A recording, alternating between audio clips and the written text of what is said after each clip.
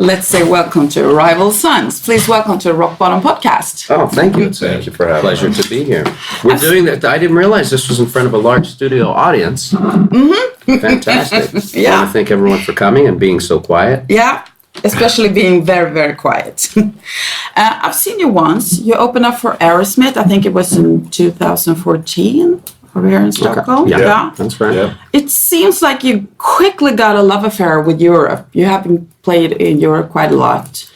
Were you influenced by like European bands growing up, like the Great British Classics, Zeppelin, and the Without a doubt. Without a doubt, yes. What were your favorite bands starting out and growing up? You ready? I don't want to list all my favorite bands. All of you. If you list one, you have to list all of them. Yep. I'm going to say we like the royalty of rock. If you have the biggest podcast in Sweden, I'm sure your listeners know who that is. They're a huge influence. I mean, it starts with groups like the Animals and and it goes it goes further back than that. You know what? I'm going with the royalty of rock, like the British Invasion is where I was starting. We're not going to go back into the 30s and the 40s and the blues and all that. No. But from the 60s. Yeah, and we're going like onwards. British. Yeah. Yeah. So I think it's, it starts with those bands coming through the Beatles and the Stones. Mm-hmm. And then it turned into Hendrix, who ironically is American, but was kind of, blew up out of London. And Yeah. American bands like The Doors, I'm saying them because I just got a box of their 45s. Pink Floyd. I would say, and we've said this before, Cream, Yardbirds, Clapton. It's probably who you think we would be influenced by listening to us. Mm-hmm. No surprises there? No, it's all of... Lots of surprises. In terms of lots of surprises. There's a lot of other bands we're into. Lots of different styles we're into. Such as? Lots of jazz, lots of soul, classical music. It's I'm just as likely to throw on a Cream record as I am a Segovia record, as I am Ravi Shankar, as I am Monk, as I am Radiohead, as I am Tribe Called Quest, as I am whatever. Cool. How did it all start out in Long Beach for you? I mean, was there like a thriving music scene, or? There was and is a very thriving music scene in Long Beach, and Scott was coming from Huntington Beach, just 20 minutes south. So really, down the coast. There was a music scene there for a minute, but it wasn't having to do much with what I was doing. Really, in the end, what exploded out of there, I was more enamored with what was happening in Long Beach. And so Long Beach had a pretty thriving and healthy music scene. It's interesting because Long Beach is about 25 minutes, 30 minutes outside of Los Angeles proper. But it gets lumped in with LA. And people, when we first got started, they were trying to call us an LA band, but we're just not. We're just not LA guys. And Long Beach was a little bit different because it's just far enough outside of LA where it's its own thing. So we always...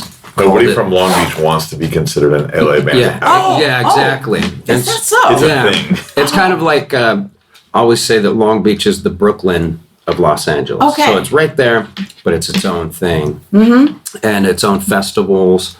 Great festivals. Yeah, great festivals street scenes and parties. And yeah, the city gets behind music very much, very much. So what did you set out to accomplish? Did you see a gap to fill in the music scene? Yeah, I think very much so. Yeah, this was 10 years ago for us. So there was like a few rock and roll bands springing up that weren't like alternative or indie or shoegaze or emo or all this bullshit. Like, I mean, and I like a lot of these types of styles in these bands, but there wasn't any like real proper rock and roll at the time. A couple of records had just come out and they were like brand new when we started, and that would be like Wolf Mother sprung up, their EP, their Dimensions EP, which was super crazily hip, sounded really, really good and fresh for the time. And Jet had also put a record out, Get Born, that was really, really good. And coincidentally, both of those were produced by the great producer Dave Sardi. But And both of them Australian, right? both are also from Australia. Yeah. Yeah, it seemed like, what the hell's going on here? They weren't even connected to each other. Wow. But there wasn't that much other, like, thing. There wasn't many things reflecting real kind of rock and roll ethos, you know? And by that time, like, the Black Crows, they weren't playing together. You know, it wasn't working out for them. So you weren't getting any more of that. And Lenny Kravitz was still making records here and there, but it felt slightly less relevant. And even he was taking a turn at the moment and becoming a little more modern, right? I mean, remember it was like that 5 record or whatever. I think that's what it was. And it got real modern sounding for a second. I think experimenting, because particularly Lenny Kravitz, he's been able to wear so many different hats. Yeah. Rock and roll for sure. And I think he's a guy that doesn't get his due. I feel like he doesn't get the recognition for towing the line for so many years. And when we were able to play with him recently, going back over his catalog, you know, huge fan. Anyway, there was I'm sorry, I'm cutting you off. Yeah. Just looking at it and thinking, this guy's been towing the line for this whole time. And so, yeah, big ups. There was a He gap that we split were his filming. hands That's what I when was he trying to played say. Stockholm He last did. summer. Yeah. Yeah. And his dick fell out. Yeah. You should Google the pictures. Oh, that was in Stockholm. Yeah. For sure. Your latest album was Hollow Bones, right? That was- 2016. that's right. And then there's Feral Roots coming out now. Yeah. What can you tell us about it? How have you developed, or have you, between these albums? I think we've definitely developed. Coming off of the heels of that last record of Hollow Bones, we went out and we toured with Sabbath for over a year. So we were really busy doing that. And then we had to follow up and tour, finally headline a tour to promote Hollow Bones. And basically after that, we got started with writing the Feral Roots record. And I live out in Tennessee. Scott still lives back in Huntington Beach.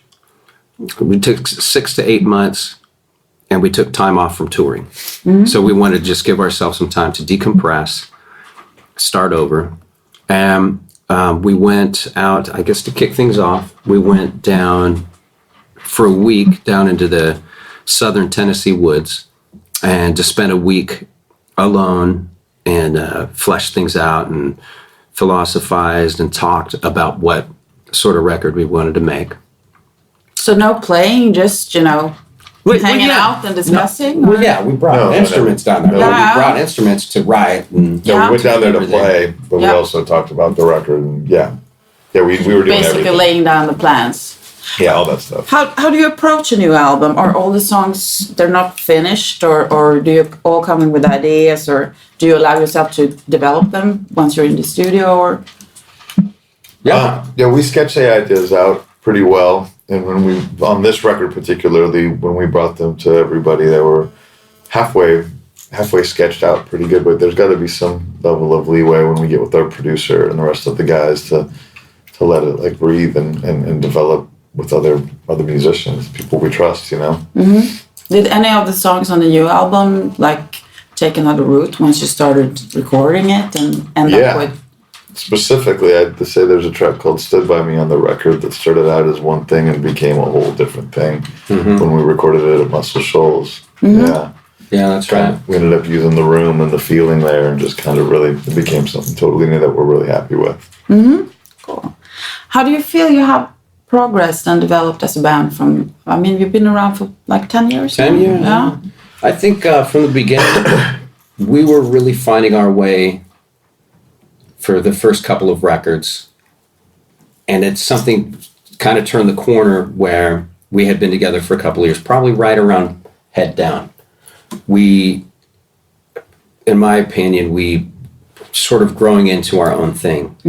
And then taking big risks and going for a lot of different angles on what our catalog was going to be like and what our sound was going to be. And then I think that with the following record with Great Western Valkyrie, we zoned it in a little bit more. Like here, okay, so now we're doing this. And then by the time we went to Hollow Bones, we blew it back out and just threw out a bunch of other stuff.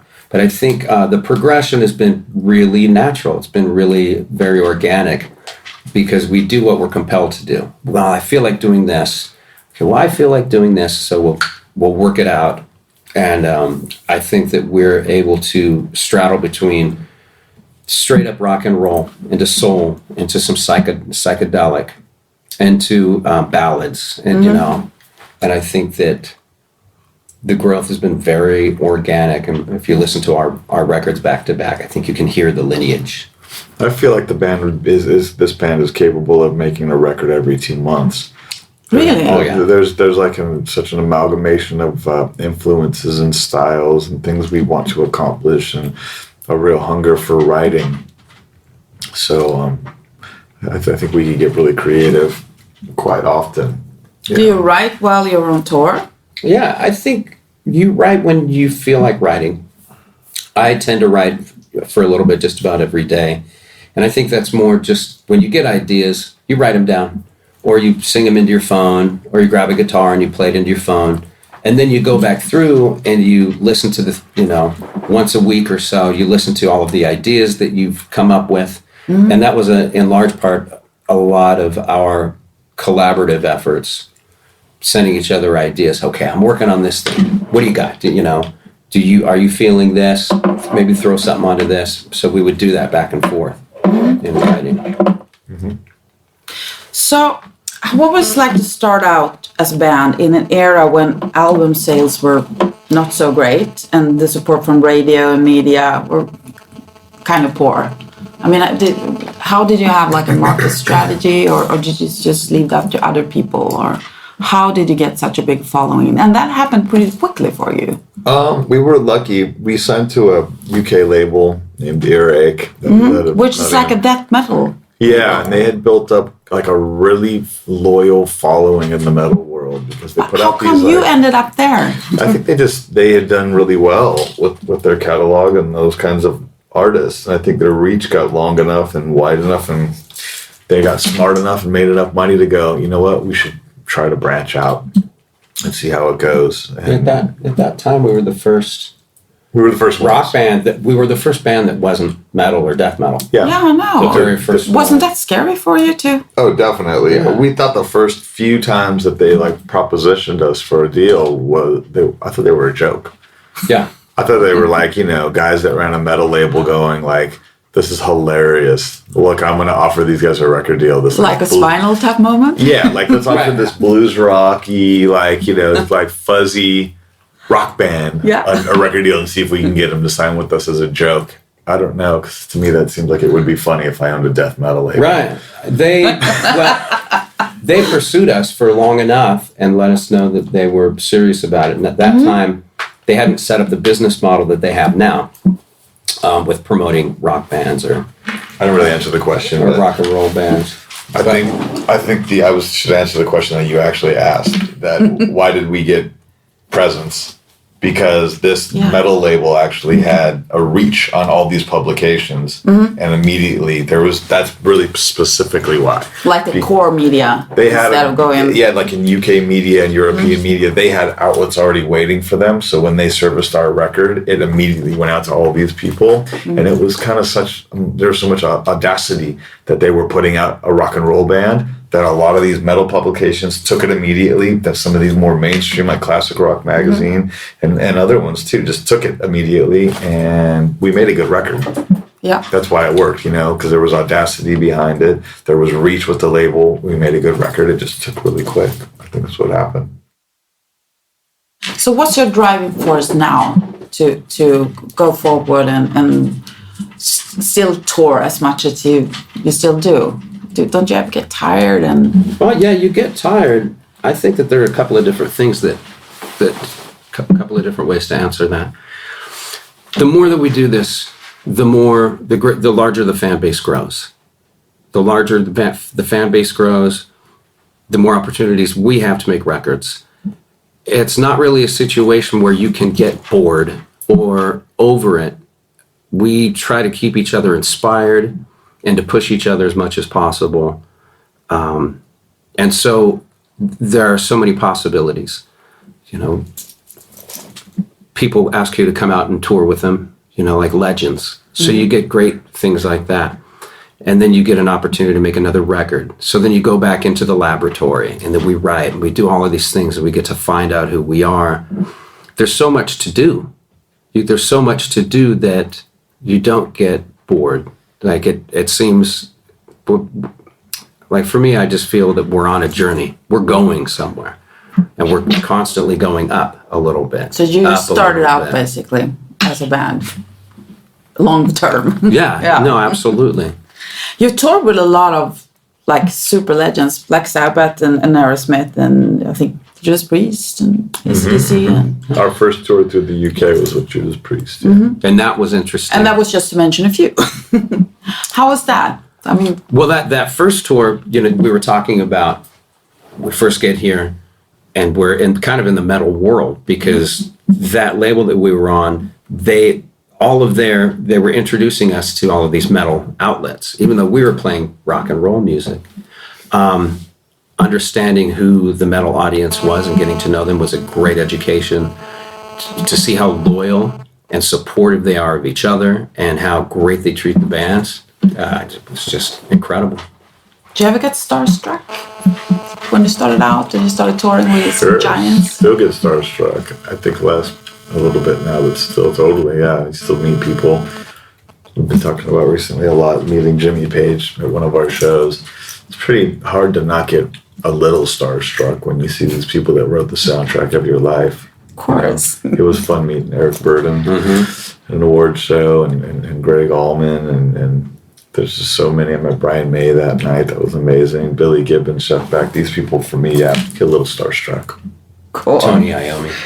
Yeah, the Sabbath guys, absolutely. What's even weirder, though, is when you become comfortable and friendly with them, and then that starstruck thing kind of goes away, and you have to remind yourself, oh my God, this person isn't just my friend. This was someone that was on the back of my Tony jacket. That's actually fucking Tony Iommi. Not my friend Tony. Oh my God.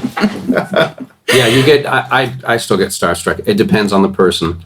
It depends on the situation, but you have those moments where, oh shit, this is actually how. I'll tell you what we don't do, probably act foolish or act too starstruck.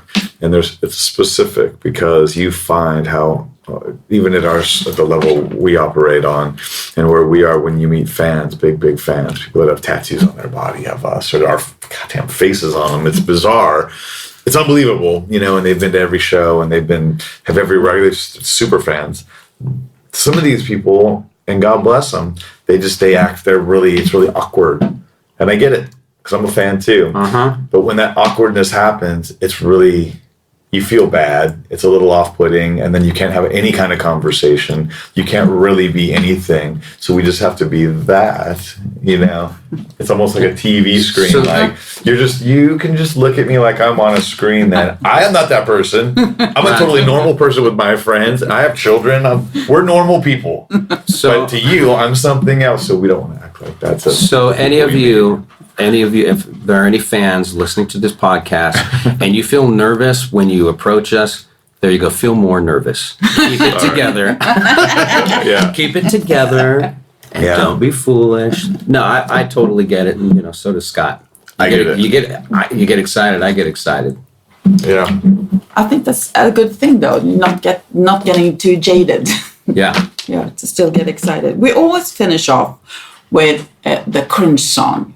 And that is a song that you're kind of embarrassed to like. And something your fans would go, what the fuck? We have 100 of those. Yeah. I have, for me, I have no shame. And I think Scott's the same way. No shame. Whatever I like. And if you think it's corny, then fuck you. We write ourselves a merit of excuse. Like we're allowed to like whatever we want, because we can see the quality in songwriting. We can see the quality in a good hook. We can see that stuff counts. So probably many of your fans are going to go, I don't like pop, or I don't like country, or I don't like, there's so many things, like I don't, fuck these like pop stars.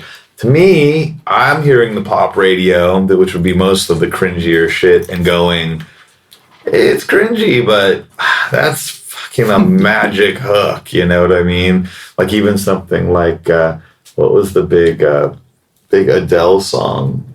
What was the big, Rolling Hello. in the deep. Oh, hello. Right. I mean, that would be cringy, right? Yeah. I wish I wrote Hello. I listen to that song and It's I'm like, brilliant. Yeah. fuck that performance and that hook. That's fucking huge. Mm-hmm. So that's one. We're also 80s junkies. Oh. 80s. So, I mean, we're music junkies. Yeah. I love, Yeah. I love, So all, something all of from the the new, 80s. all of the Something new cringy from wave, the all the 80s. new wave stuff from the 80s, like Girls Just Want to Have Fun, Cyndi Yeah, Lauper. all of it. Go-Go's, Vacation. oh yeah, the Bangles, Weird Al Yankovic. We're Yankovic. yeah. Yeah, of course. That's cringy for sure. Yeah, Weird Al, just all of it. Like I like what I like. Lady in Red, Chris DeBarge. A few What- people have No, mentioned Lady in that one before. Red. Simply Red? No. No, Lady in Red. Lady in Red. Yeah. Chic to chic. Yeah. It doesn't matter because it's like I hear a song like that. It reminds me of holding hands with the girl, like my first French kiss at the roller rink, like all of that stuff. Aw. It all goes in there. Yeah. I'll take it. Try to shoot me down. I only become more powerful. I love all of it. I love the whole ABBA catalog, the whole thing. Yeah, All of it. We've been rocking all the '80s stuff. Like I've been rocking that at home, like with the kids, like Level 42, and like what are some of the other '80s hits? Thomas Dolby. Always something there to remind. Boom, boom. Yeah, Thomas Dolby. She blinded me with science. Oingo boingo. I don't Weird know- science. I don't know what I don't know how. Let's think of something really cringe worthy though. Those are really good. Blinding Me with Science is kind of cringy though. Really? Oh, that song is Thomas crafted. Dolby is that amazing. Shit it is sophisticated pop music writing. Also- where it's great I mean, hook I'm just after stupid great on hook. this I will Yeah. also invite everybody listening and yourself to put that shit on a good system. That is a serious recording. Oh, yeah. That where the bass frequency is, that shit sounds really good. I have to go home and listen to that. Let's see, cringy. We've done pretty good. Cyndi Lauper, Girls Just Want to Have Fun, that could be really cringy to people that like rock and roll. But that is Yeah, I so don't know, good. you know, And that all So you hear voice. it. Yeah. Love it. Yeah, I love it. I know. Thank you so much. Thank you for best having of us. luck with everything. Thank you. The pleasure is ours.